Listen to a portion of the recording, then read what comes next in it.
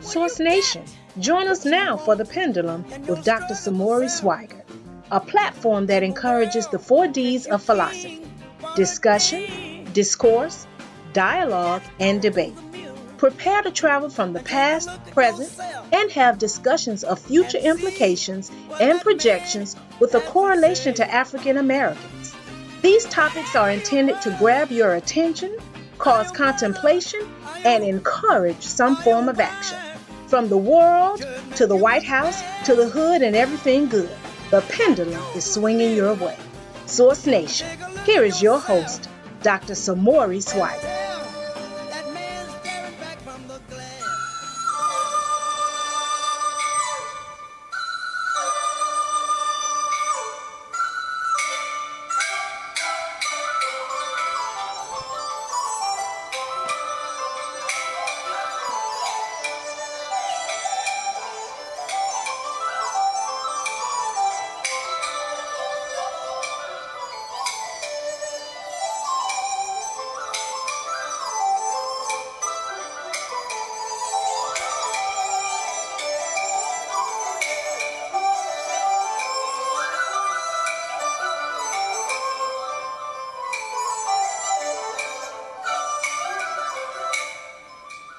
All right. Welcome, Source Radio Network and Source Nation family. I do not own this. This is a production. I'm not the owner of the content or producer of this content. This is a production by the Chinese Orchestra of Shanghai Music Conservatory. And this song is entitled San Wu Qi. San Wu Qi. So you're probably wondering, well, why are you playing this? Why are you playing the Chinese Orchestra of Shanghai music? Well, that's because we're going to have a very interesting conversation today. So let's get ready to lock in, and we're going to talk about China, U.S., and Africa trade relations, and China's potential impact for global economic domination.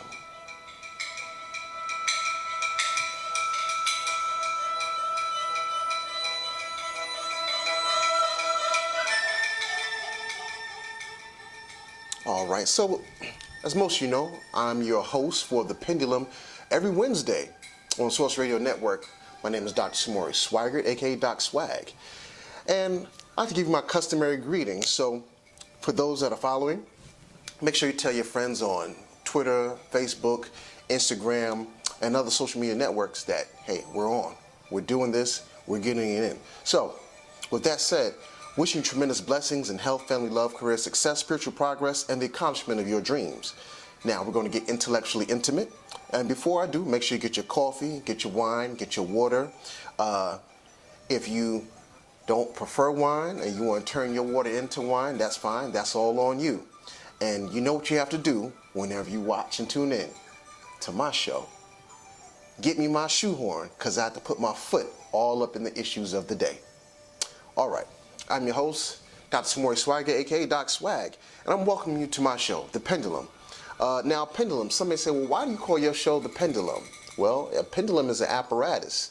It helps gauge time and space, and it goes in a forward and backward, a retrograde to anterograde motion and movement.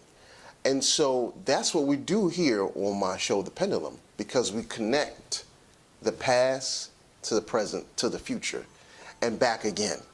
And so that's what we do here at The Pendulum, and we try to make sure that we touch some real relevant topics, right? The show is designed to encourage the 4Ds: debate, dialogue, discussion, and discourse. Gather your friends as we prepare to travel from the past, the present, and into the future with future implications and projections with a correlation to African Americans. From the world to the White House to the hood and everything good, the pendulum is swinging your way. Now, Let me just get a little bit more of this Chinese Symphony Orchestra in for you while I prepare my notes.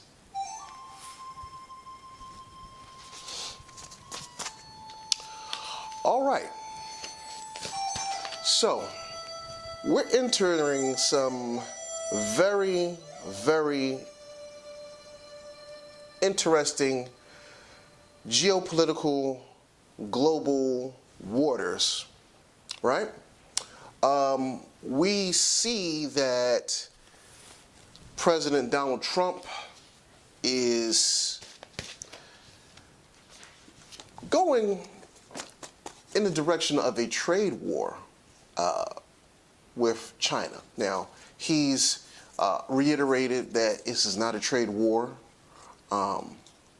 However, when you look at what's happening objectively, when you look at the data, when you look at what's actually happening and the different plans that he set in place, well, that's kind of exactly what we're heading to, a trade war. And some of his positions I understand, I do. But sometimes it's like it's a little too late. Donald Trump often gets a lot of slack for his positions on things. But one of the things that we really do have to consider, that we should have considered long before Trump, was our trade policies with China. Now, before we get started, it's important to know that we're in a $357 billion trade deficit with China, meaning that we import way more than we export to China. $357 billion worth, right?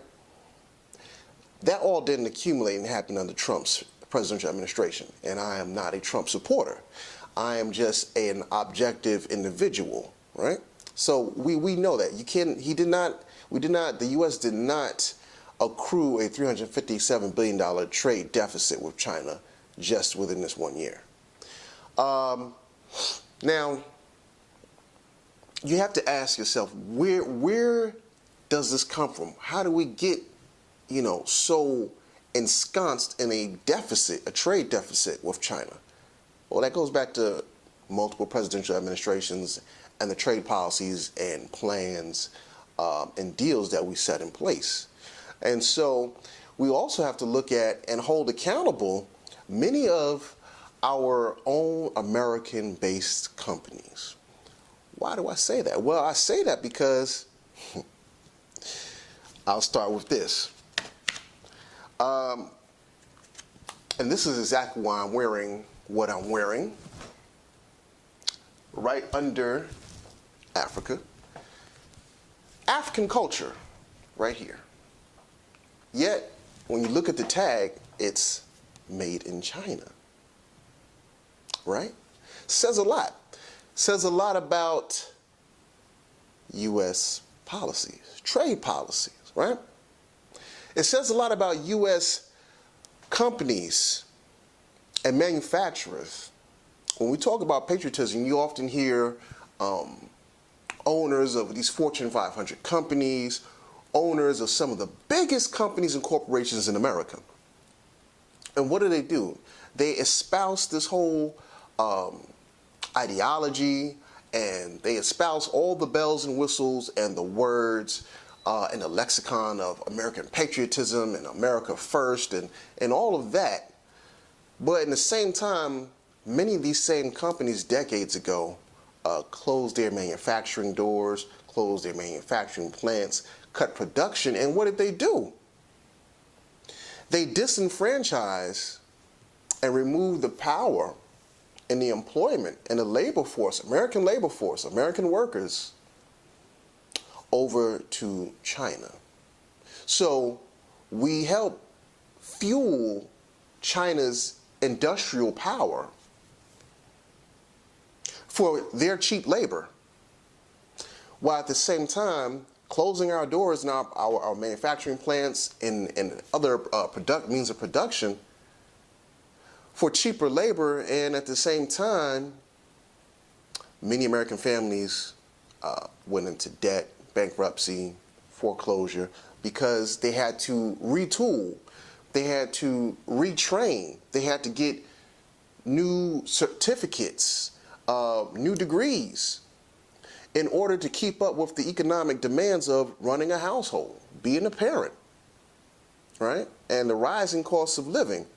There's many that worked at car manufacturing plants, food plants, all these things. Many of those jobs got shipped to China.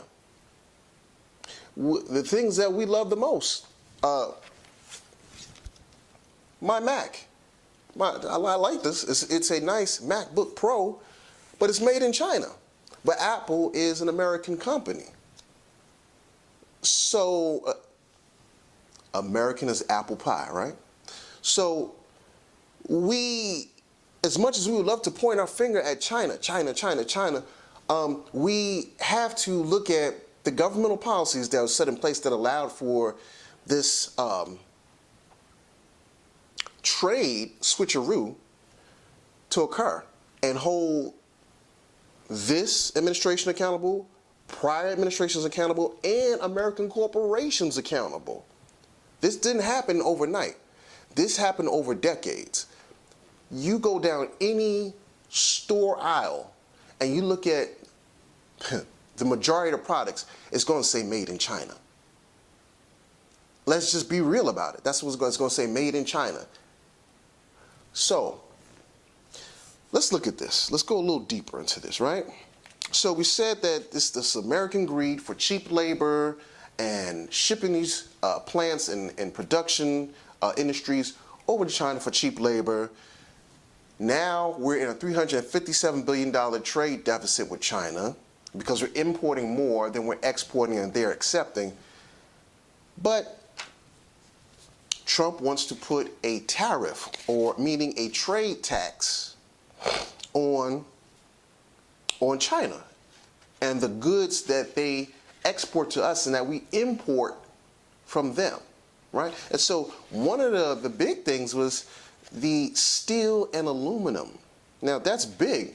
You think of all the different ways in which Americans are relying or use metal in various industries, various services, whether we're talking construction, housing, just think of all infrastructure development. You're going to need steel and aluminum. That's just fact. Hospitals, stadiums, military bases, everything. You're going to need steel, you're going to need aluminum, cars, everything. So Trump wants to go ahead and put a tariff on that. China's like, well, you know what? If you're going to do that, because we've never had to pay an extra price for years, we haven't had to pay an extra price. Now you want to go ahead and do this? Well, you know what? One of our biggest imports from America is soybeans. So China said, you know, we're going to level a tariff on soybeans. And so soy is one of the big export commodities from the U.S. Market. And China is one of our biggest consumers of soy. And soy can be used for numerous things. Some people think of soy more along the lines of food, but soy is used extensively in the manufacturing process because it's used the way that they derive multiple compounds, structural compounds from the soy plant. Soy has multiple purposes. And so China is said, we're going to level a tariff on soy, American soy. How about that? That hit. And so what we saw now and what we're seeing is over the last 2 to 3 weeks, you saw tremendous volatility in the stock market. If you follow the Dow Jones Industrial Average, prior to Trump's proclamation that he's going to start putting tariffs on China's goods, the Dow Jones Industrial Average was doing very well. It was on an incline. It was on the incline, in the green, doing very well. You saw so many companies thriving. And then once he started talking this tariff and trade war, and then you started seeing the volatility come. And so you looked at the Dow Jones Industrial Average. Some days you see the Dow close at minus 300 in the red, minus 700 in the red, minus 500 in the red, like every other day. And so you can tell that this is going to, if it goes on, if we're not able to, as America, if we're not able to establish some type of harmonious trade balance with China, that we're going to see some serious things in the stock market. That impacts a lot of us because what? Most of our retirement plans, our 403Bs, 401Ks, they are our IRAs, Roth IRAs, they're based in stocks. We have company investment advisors that our jobs hire, and they open enroll employees into the enrollment so that they can get all of their benefits and get their 403Bs worked out, their 401Ks worked out. And so each pay period, you can put a little bit of money aside, a percentage aside, and this helps, you accrue a retirement fund. But the retirement fund is also based in stocks and bonds. The investment advisor for the company you work for, the financial advisor and investment advisor, that's the person that seeks out, oh, we should buy this amount of stock in aluminum companies, aluminum mining companies, steel mining companies, copper mining companies. We should buy stock in Amazon. We should buy stock in this mutual fund, X, Y, and Z. So what's happening in the stock market is directly correlated to what's happening with you and my retirement, our savings, everything. Everything is intricately tied. It's just that sometimes we don't see that fine line, that one thread, that common thread. And so we have to look at this. And so, like I said, China is poised for global economic domination. And so one of the things I want to run down to you is this. Let's start by talking about, there was a report by the Rosen Consulting Group, and this is from an article that was published by CNBC. And some of the points that I would like to touch on is this. It's not that it's just a trade war. Now we're talking about the economic power that China has in terms of how they deal with the U.S. on multiple levels. So let's look at U.S. property. This is according to the Rosen Consulting Group by CNBC. Between 2010 and 2015, China has spent $300 billion with a B in U.S. real estate. Huge. Huge. That's huge. $93 billion of that is in residential real estate. American real estate, okay? $90 billion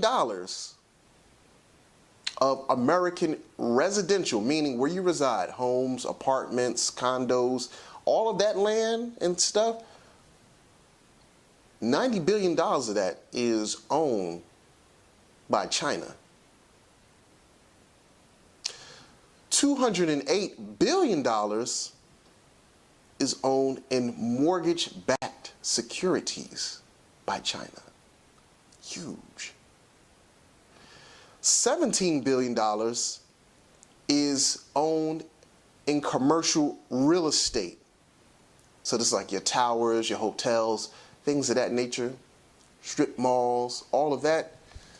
This is what China owns in the U.S. Major, right? Then they say China is the leading purchaser of U.S. homes when it comes to foreign investors. So, Canada used to be the number one. China has taken over in purchasing the number of homes in the U.S. So when you think about Gentrification, African Americans, we're constantly talking about gentrification that's happening in our communities. The property values rising or the devaluing of property, and then the gulping sweep of ascertaining and procuring that cheap property by private equity firms, land developers. It's not just rich white millennials or elite blacks. These are foreign developers, buyers. China buying up a lot of this property inside the U.S. Listen to this. They buy up the most expensive markets in the U.S.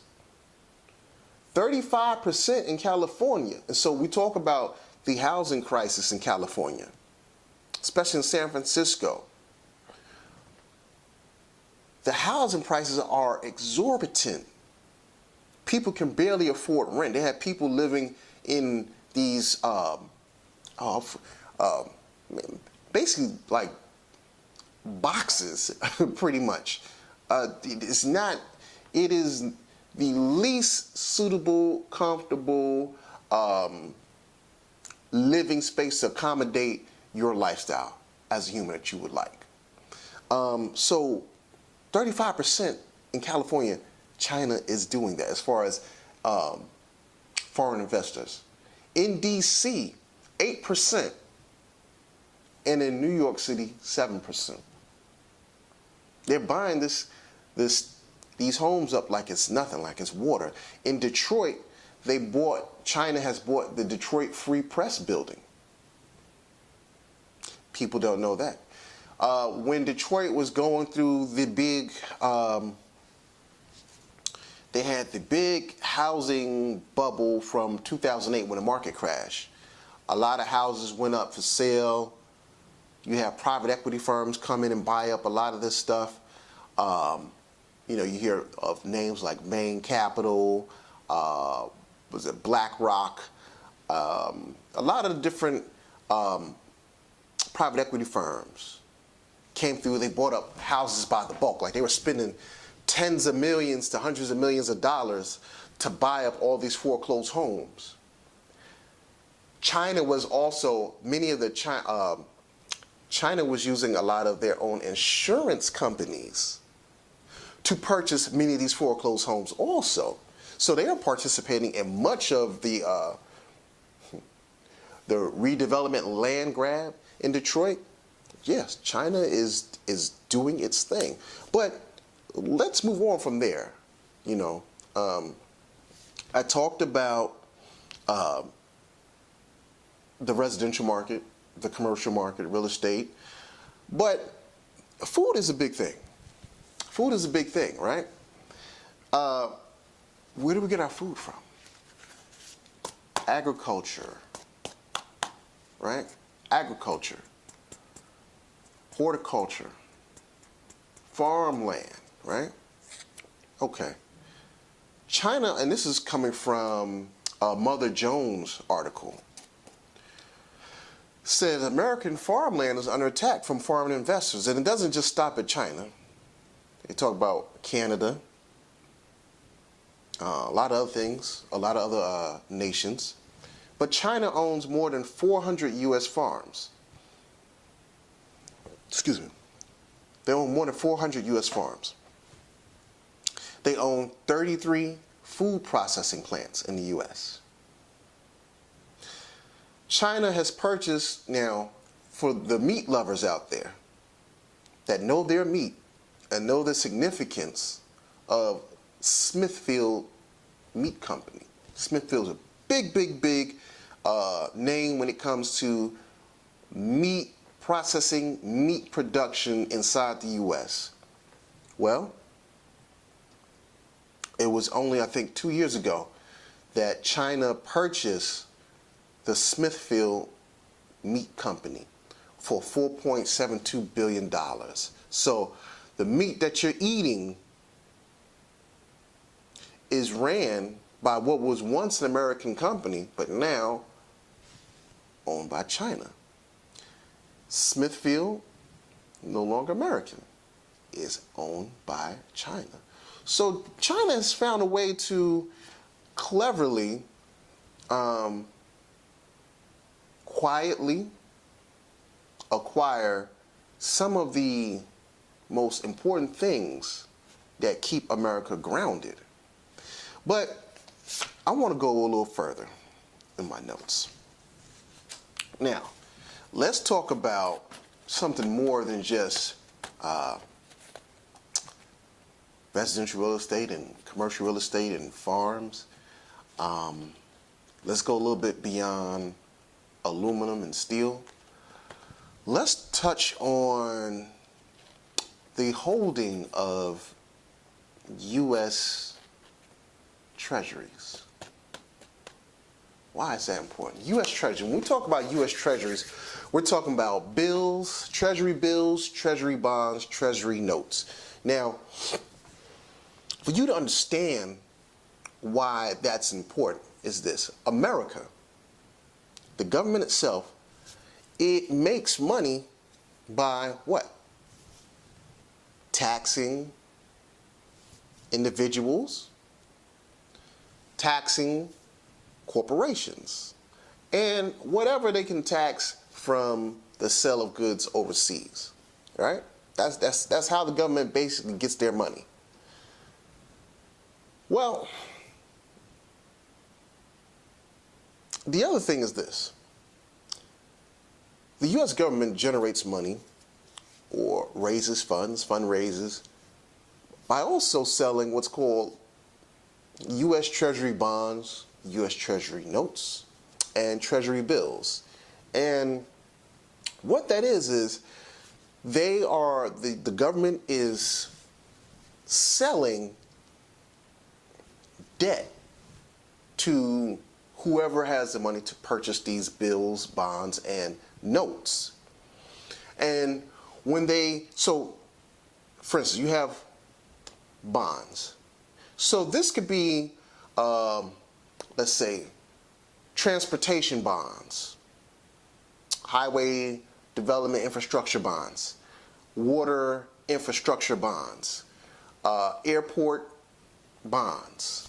So many different things in which the government needs to keep functioning. They have bonds, they have indexes of bonds for these things, these entities, these commodities. And so they sell them at a specific price, and these bonds, when you purchase them as a consumer, as a purchaser of these bonds, you hold them. And over time, these bonds mature, and they're worth more than your initial investment. So let's say I purchased $10,000 of bonds in U.S. water infrastructure development.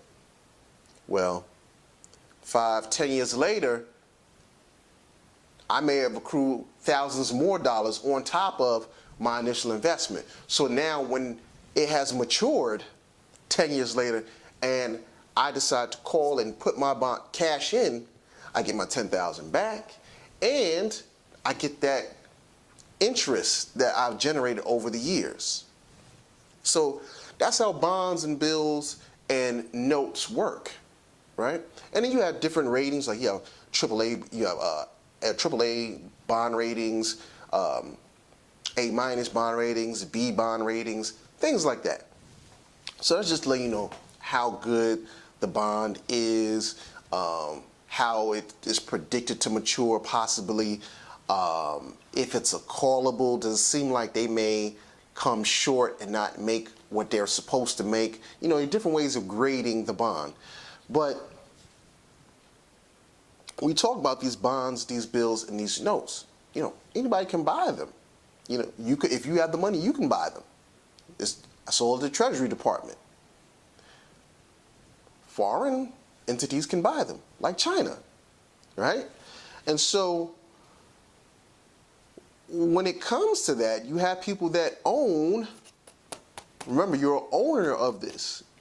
When you purchase these bills, bonds, and notes, You're owners of American debt. The U.S. is raising money by selling you this. So China, as of last year, they've purchased $126 billion more of U.S. bonds, bills, and notes, right? So last year alone, they purchased $126 billion more. That brings their total to $1.18 trillion of U.S. holdings of treasuries, bills, and notes. That is significant. You understand what I'm saying? China is the largest owner of U.S. treasuries as a foreign entity. $1.18 trillion of U.S. treasury bonds, bills, and notes. Humongous. Humongous. And that's from the Treasury Department. With that figure I read to you, that's from the Treasury Department. As Trump would say, China's doing it bigly, okay? They're doing it bigly. So China's the largest non-U.S. holder of American debt. All right? Now, they're saying that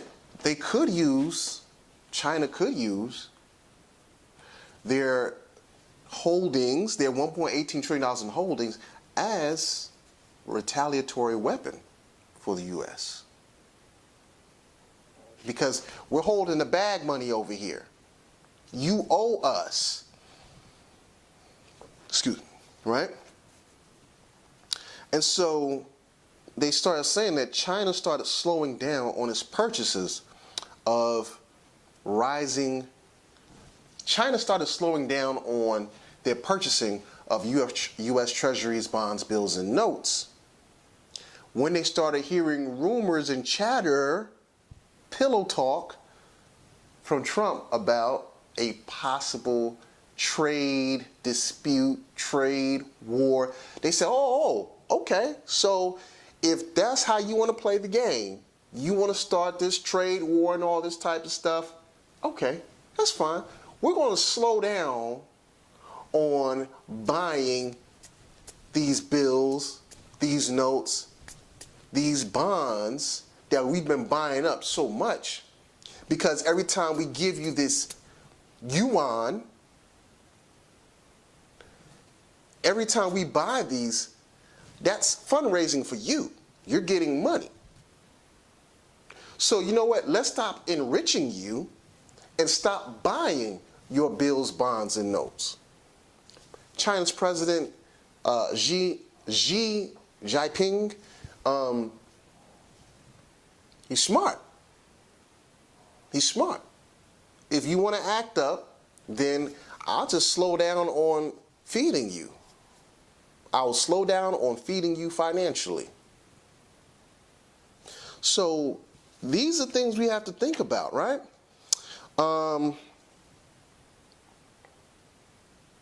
And so Trump wanted to put $100 billion tariff on imports. Now, the other thing is this. I want to get into some more meat and potatoes. Let me break out the notes. So it's not just that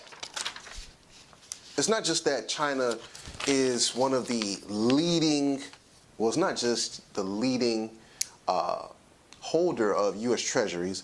It's not that China is acquiring farmland in the U.S. By the hundreds.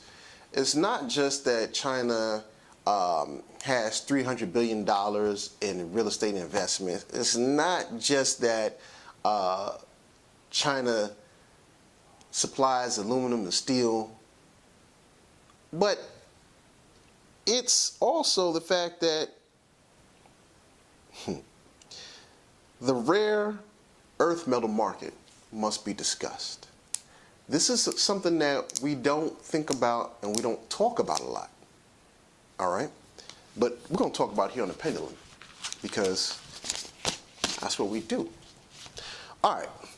So I'm going to read a little something. This is some research that I did myself using the United States Geological Survey and some other resources. So you have these rare earth metals and rare earth oxides. Typically, specifically, neodymium and praseodymium. Neodymium and praseodymium, right? And 15 other rare earth metals in a specific class. And guess what? These rare earth metals, that's what's needed to put together your iPods, your iPhones, your computers, your tablets, and America's very own missile defense system. Right?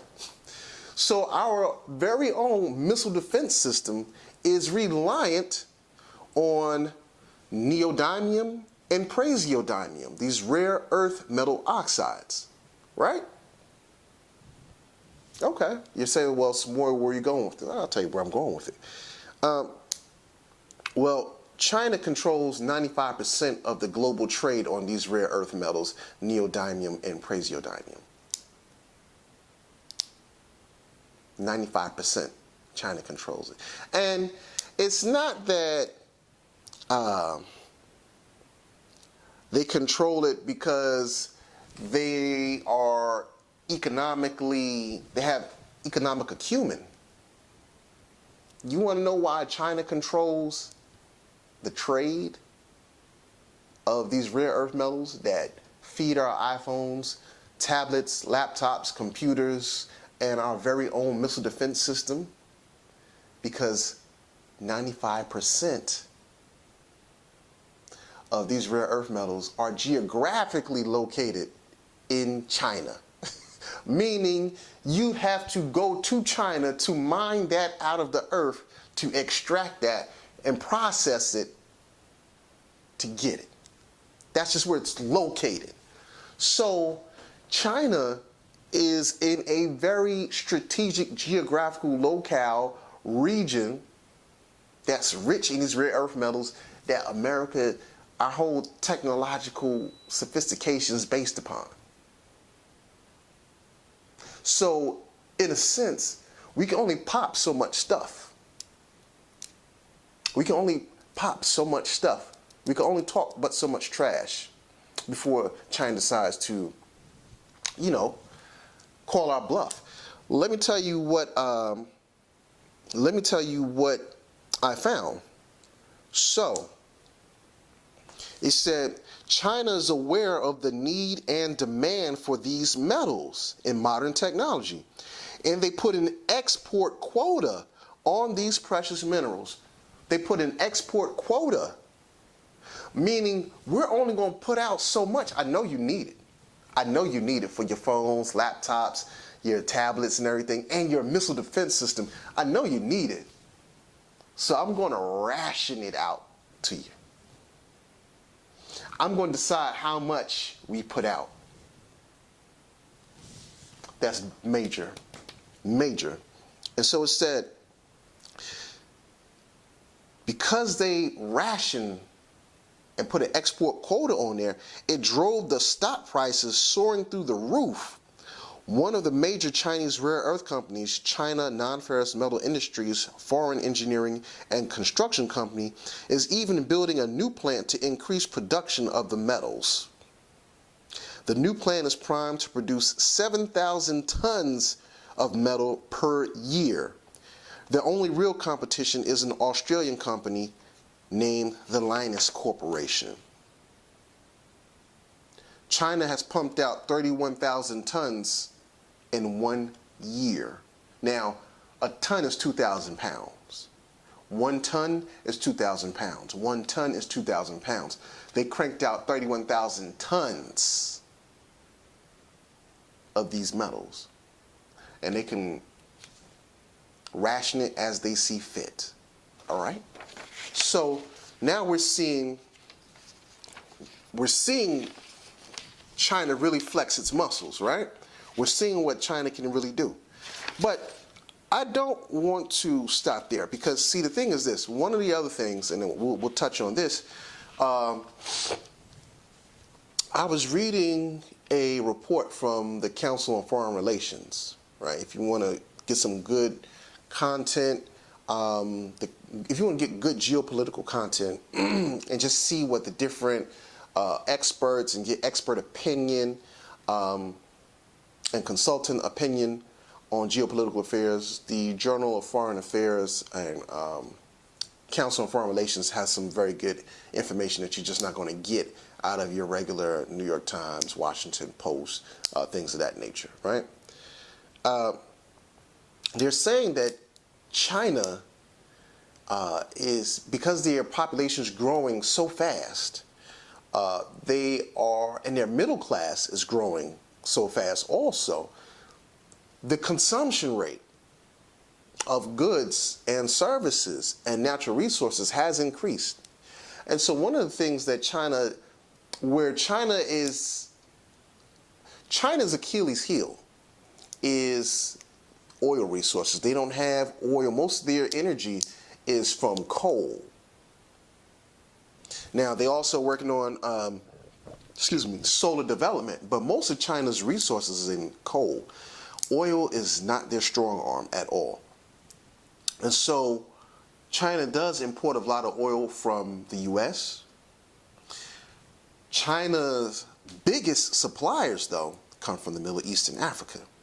The Saudis being their number one supplier to Iran and Iraq, and then into Africa, Angola, the Democratic Republic of Congo, and Sudan are like some of the biggest oil suppliers for China because they need that extra alternative energy source that they don't have. So oil is China's Achilles heel when it comes to energy.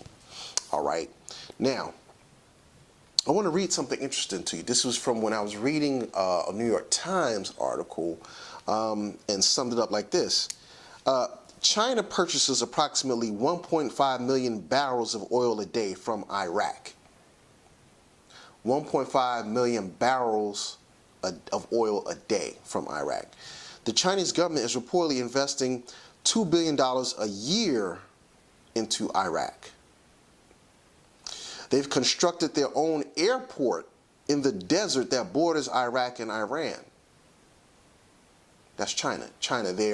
They've constructed their own airport in the border between Iraq and Iran. The Chinese government uses the airport to fly their own oil workers into Iran. And they are developing direct flights into Baghdad from Shanghai and Beijing. The article even explains how China has trained their workers to speak Arabic with an Iraqi accent. The U.S. eliminated Saddam, but China really benefited.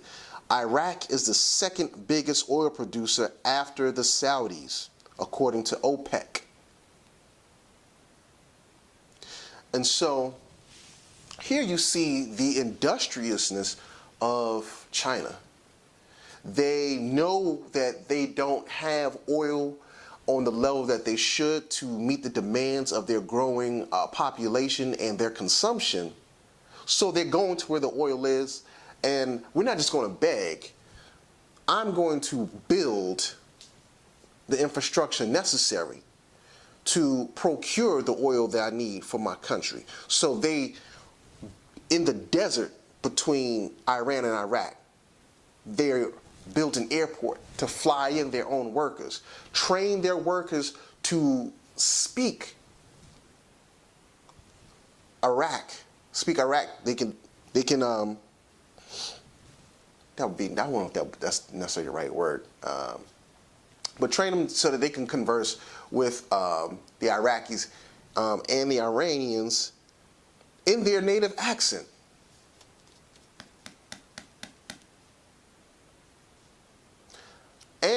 they're going to work those oil fields. That's commitment right there. This is why I'm saying China is on a path of economic domination if they play their cards right. And the thing that I say is this, one of the big things is China, and this is pointed out inside of the Council on Foreign Relations article that I'm going to talk about, China engages in what's called a non-interference policy. See, oftentimes with the U.S., we interfere in too many and intervene in too many affairs of other nations and other countries, their conflicts. China's just like, look, I just want to come in. You have something I need. I think I have something for you. Let's just do this. I will stay neutral out of any of your political affairs in X, Y, and Z. I'm not going to interfere. That's my policy of non-interference. And they're allowing themselves to establish an amicable rapport with these other nations. Whereas some of these other nations may look at the U.S. like, you got too much conflict going on with you. Every time I turn around, you're involved in this, you're doing that, you're doing this, you're doing that. I'm very skeptical. I'm very reluctant. I'm apprehensive. I have a little bit of trepidation in dealing with you as a nation. There's too much with you, talking about America. So these are things that we have to think about as America and in terms of China as a competitor, right? Now, let's look at this. It's not just America and Africa and China. It's how is China impacting South American economy, right? China's also heavily invested in South America.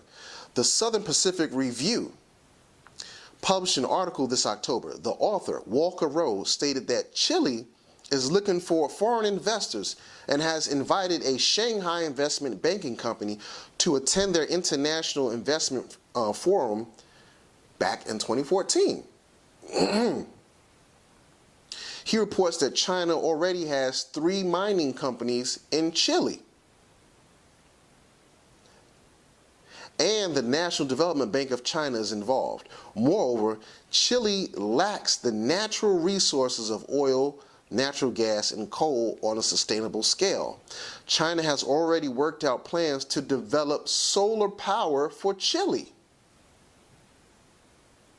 So even Chile lacks the coal and the oil, and China lacks the oil. It has a lot of coal, but it lacks the oil. China said, you know what, Chile? I'm sending my bankers over there. I'm going to send my infrastructure developers over there. And we're going to do what? We're going to set you up for solar energy. They know how to be industrious and insert themselves in the needs of other nations, right? According to the article, Sky Solar, which is one of China's companies, Sky Solar is set to operate 75,600 solar panels over 42 hectares of desert. To put the cherry on top of the sweet deal, Chile signed a free trade agreement with China that exempts 97% of goods from import tariffs. Once again, it's how you negotiate. It's how you negotiate. This puts China in a very big and powerful position in terms of trade with Chile. So they went over there, they saw there was a need, they set up solar plants and everything for them, and they negotiated with Chile and said, look, free trade on our on the imports of our goods. No tariffs. That is some negotiation right there, right?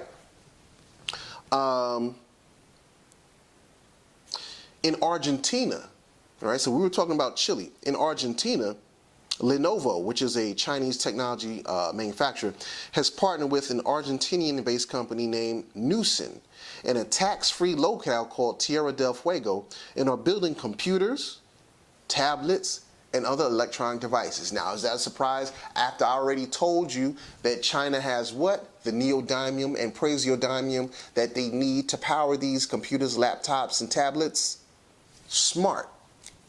All right? Now, here's the other thing. The Aluminum Corporation of China has set up their copper mining operations in Toromocho, Peru. Brazil has allowed 2 Chinese car manufacturers to build plants there. They're projecting to build at least 100,000 cars per year per the company. Ecuador has reportedly signed a $1.4 billion agreement with China mining company to operate its El Mirador copper mines. Bolivia has agreed to let China's CITIC Guan Group conduct research into Bolivia's lithium and potassium reserves. Lithium is one of the most powerful batteries that we have, that we use. You look at most of the batteries in your camcorders, just a lot of electronic devices, it's lithium ion. So they're over there in Bolivia setting up deals for Bolivia's lithium reserves. And this is huge potential for a lithium-ion battery market. The article stated that Bolivia has 10,582 square kilometers of salt flats, and that's where the lithium reserves are located. Okay, so now let's move on to China and Africa, because everybody knows, as the saying goes, where Africa goes, the world goes. And everybody knows that Africa is like the global kiosk when it comes to natural resources of foreign trade, foreign economics, and things of that nature. Now, what I'm about to get into with you now is an article that was put out and updated in July of 2017. And this is from the Council on Foreign Relations, and it's entitled China in Africa. And this is by Eleanor Albert for the background. Right? So here she highlighted that, once again, China has a rapid economic growth and an expanding middle class, and thus they're consuming so much resources, right? So much raw material is needed, so much oil is needed, right, to meet the demands of the citizens. But China has boosted African oil and mining sectors in exchange for advantageous trade deals. So, Chinese companies are diversifying their business pursuits in Africa in infrastructure, manufacturing, telecommunications, and agricultural sectors. Right? Now, there's also some things where many people are bringing into questions of, listen, is this an amicable arrangement that we see with China and Africa, or is this more so exploitative? There have been instances, especially when we talk about, I think it's Zambia, where we're talking about human rights violations. You had some mining company managers shoot mine protesters and kill them. They were Chinese mining manufacturers. They talk about the safety of work environments, fair wages, a lot of other things that goes on. Good governments, good labor policies, and human rights, right? And so I want to go into a statement they said right here. Once the largest oil exporter in Asia, China became a net importer in 1993 and has surpassed the United States as the world's largest importer of oil in recent years. The International Energy Agency's World Energy Outlook of 2014 projected that China will become the world's largest consumer of oil by the early 2030s. Okay? Says China's second largest source of crude imports after the Middle East is Africa, from which it receives 1.4 million barrels per day. Angola was China's third largest oil supplier in 2016. Other African oil suppliers include the Republic of Congo and South Sudan. And we already know the history of conflict when it comes to foreign entities in the Congo and Sudan, because we can start talking about these diamond mines and rubber plantations like what happened with Belgium and King Leopold. There has to be true oversight and governance about what's actually happening. Are the affairs that's happening between these companies and governments and the people of Africa, is there protection? Are there rights? Is there fair wages? Is things going to be nationalized? Is this going to be a permanent fixture? Or is this going to be something that's going to be fair? It's going to be transparent. It's going to be protective. The African people will benefit from this greatly. These are things that have to be discussed. Now, let's go a little further, right? It says, while the majority of Africa's exports to China, the majority of Africa's exports to China, going to China, are comprised of mineral fuels, lubricants, and related materials, it also exports iron ore, metals, and other commodities, as well as small amounts of food and agricultural products. China exports a range of machinery, transportation, communications equipment, as well as manufactured goods to African countries. So this is a trade-off that they're seeing. So Africa's getting machinery to build their infrastructure, transportation, communication, and manufactured goods, whereas China is taking out the minerals, the fuels, the lubricants, the iron ore, the metals. This is what's happening here. This is the trade-off. So you have to keep an eye on this, right? Now, listen to this, because here Africa must be conscious. They must be conscious of where they are and what the possibilities can be, what the repercussions can be, what the ramifications can be, if they're not smart with their dealings.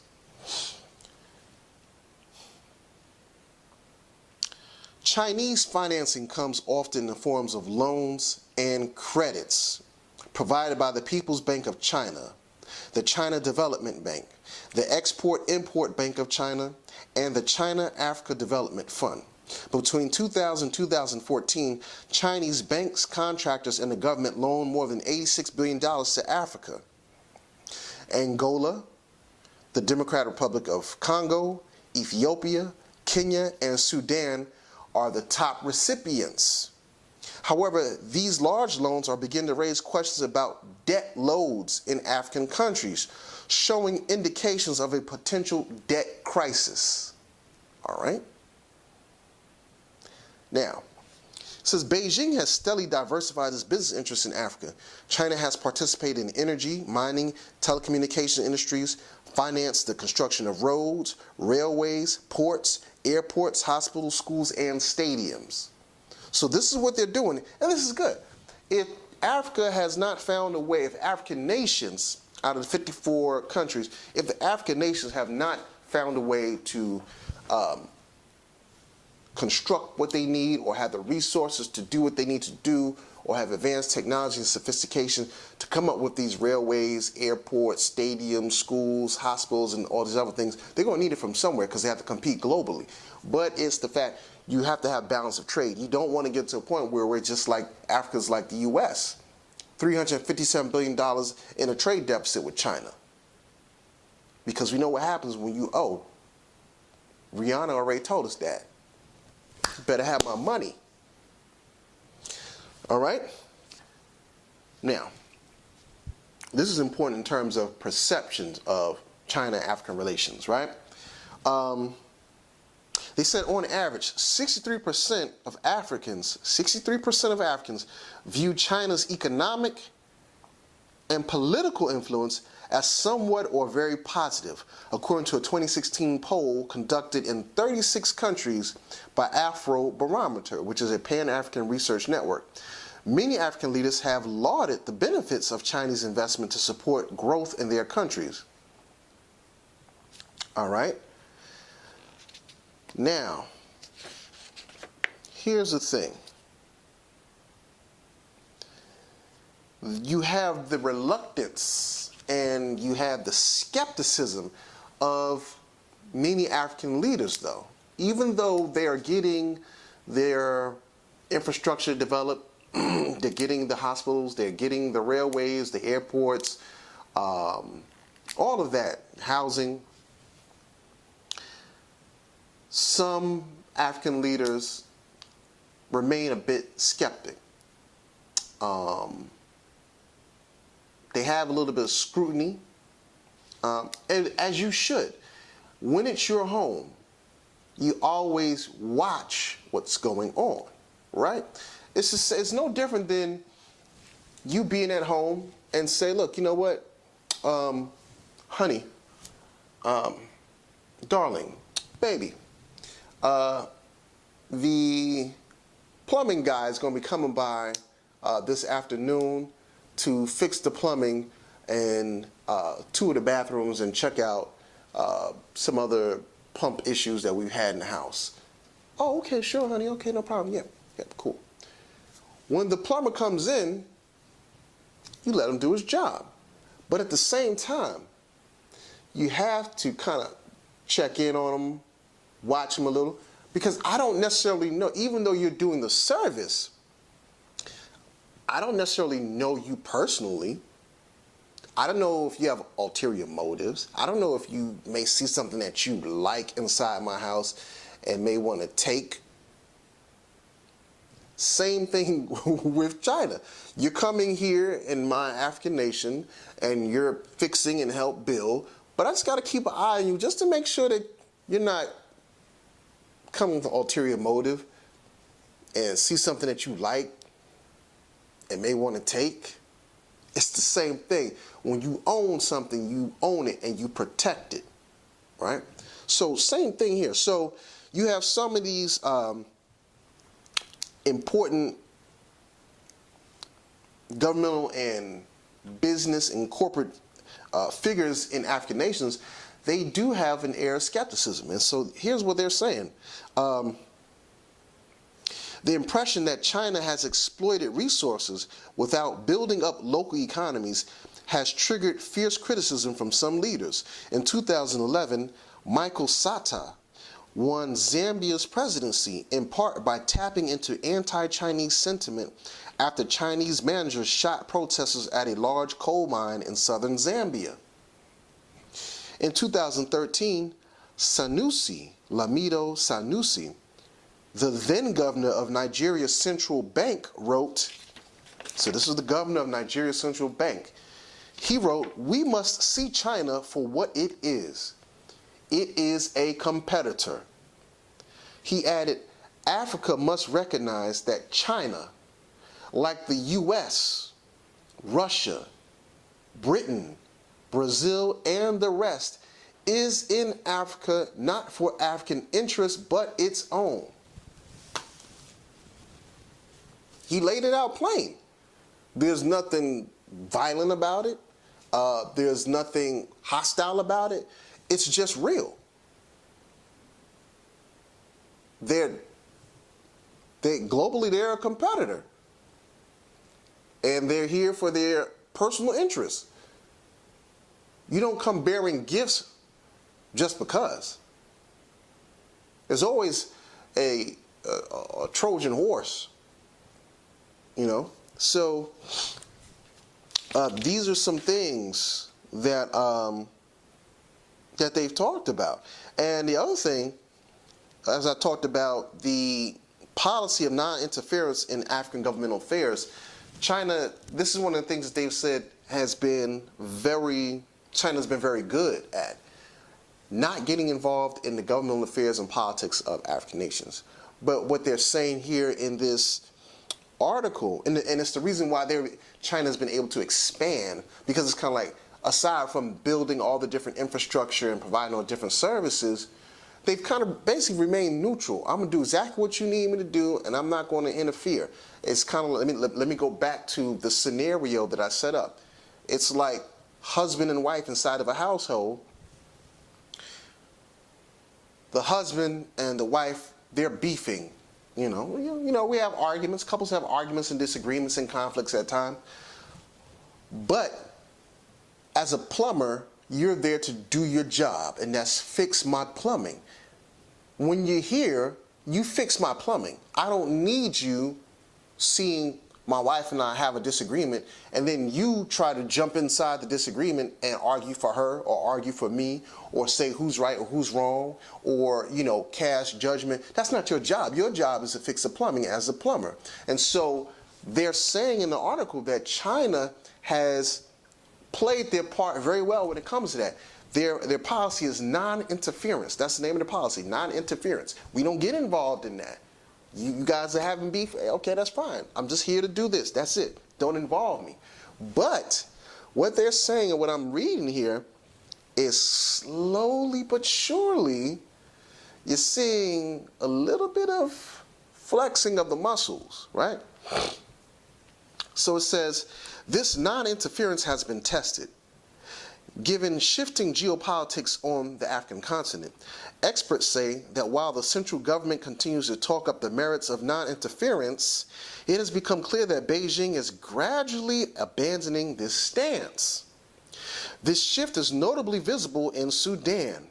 We said Sudan was already one of the major exporters of oil to China, where conflict there and subsequently in South Sudan spurred changes in China's policy.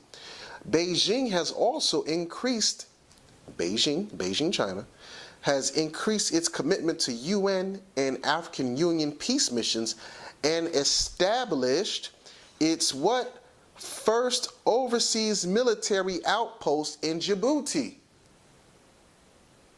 Now, Djibouti is northeastern Africa. That's located right at the Horn of Africa, right? Man, let me look at my... So Djibouti is right northeast of Ethiopia, the Horn of Africa. China has already set up a military outpost. So you had a policy of non-interference, but we're seeing a nuanced take on how you operate, right? By March 2017, by March of last year, more than 2,500 Chinese troops, police, and military experts had been dispatched to 6 UN peacekeeping missions in Africa, 4 of which are in Darfur, Democratic Republic of Congo, South Sudan, and Mali. Now, we know these countries stayed in heavy conflict. There are also smaller contingents in the Ivory Coast and in the Western Sahara. President Xi Jinping of China pledged $100 million in military aid to the African Union in 2015. And China supports African countries' capacity building in areas like defense and counterterrorism. Excuse me. Seems like China's kind of slowly operating outside of the perimeter of that policy of non-interference. The killing of Chinese peacekeepers in Mali and South Sudan, the kidnapping of Chinese workers in Cameroon, the spread of the self-proclaimed Islamic State in Africa have contributed to a growing Chinese security presence. Since 2008, China has supported counter-piracy operations in the Gulf of Aden off the northeastern coast of Africa. Djibouti, already home to other foreign military bases, is the site of China's first permanent naval installation overseas. Let me read that again for you. Djibouti, already home to other foreign military bases, is the site of China's first permanent naval installation overseas. Chinese troops set sail for Djibouti July of 2017, so that was last year. So what we're seeing is this gradual progression of Chinese influence and power exerted across the globe. And we just talked about some countries in South America. We talked about America and Africa. And then we could think about how North Korea has been in talks with China. We know that China is a communist country and Russia is a communist country. So you're talking about allies. There's a lot of things that should be considered. And I say it in the terms of policy, economic policy, warfare, agriculture, science and technology that the African nations that America needs to pay attention to. There's a lot on the table and a lot under the table. So with that said, we're going to wrap this up today. This is Dr. Samori Swygert, aka Doc Swag, Source Radio Network, informing Source Nation audience that, hey, China is something that we need to reckon with. One day we're going to have to actually sit down and have a real heart-to-heart with ourselves about, hey, how do we engage China? How does China engage us? Can we establish a peaceful, harmonious balance with China? Can it ever occur? And what's going to happen? Something has to occur. $357 billion in trade deficit for America. And you have this pretty good bond between many of the African nations and China, with a little bit of skepticism from the few. But you also have many African nations that don't have good relations with America. So you have this thing where it's like, hey, America and China, who's the favorite? Who's the best friend of Africa, right? You know, you say you hate to choose friends. Who's the best friend of Africa in terms of if they had a choice to choose from between China and the United States for the African resources? Because remember I said, Africa is the global kiosk for the world's resources. All right, so I'm out of here. Next Wednesday, 8 p.m., you know where to find me, on the Pendulum. All right, take care. Peace.